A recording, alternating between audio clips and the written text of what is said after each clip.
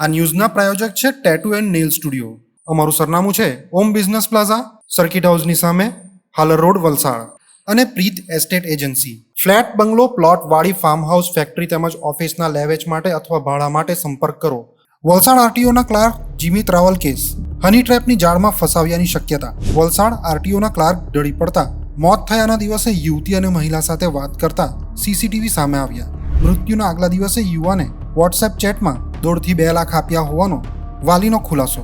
વલસાડના તિથલ રોડ ઉપર આવેલી સરકારી વસાહતમાં રહેતા અને વલસાડ આરટીઓ કચેરીમાં ક્લાર્ક તરીકે ફરજ બજાવતા જીમિત કુમાર ગિરીશભાઈ રાવલ તિથલ રોડ ઉપર ચાલવા નીકળ્યા હતા. તિથલ રોડ ઉપર આવેલા લુહાણા સમાજ હોલ પાસે આવતા રસ્તા ઉપર તેઓ ઢળી પડ્યા હતા. હોસ્પિટલમાં તબીબે જીમિત કુમાર રાવલને એટેકને લઈને તેમનું મોત થયું હોવાનું જણાવ્યું હતું. ઘટના અંગે સિટી પોલીસે ઘટનાની નોંધ લઈ લાશનું પીએમ કરાવી આગળની તપાસ હાથ ધરી હતી.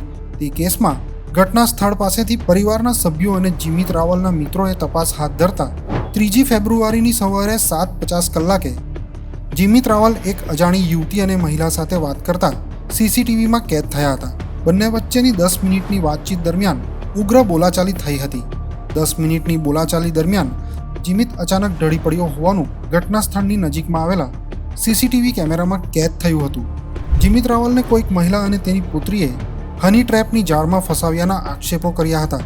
મૃત્યુના આગલા દિવસે જીમિતે વોટ્સએપ ચેટમાં 1.5 થી 2 લાખ આપ્યા હોવાનો વાલીઓએ ખુલાસો કર્યો હતો અને હવે મારી પાસે ઝેર ખાવાના પણ પૈસા નથી હોવાનું ચેટમાં જણાવ્યું હતું. ત્યારે સમગ્ર સાચી હકીકત હવે પોલીસ તપાસ બાદ જ બહાર આવે એવી મૃતક જીમિતના પરિવારે આશા વ્યક્ત કરી હતી.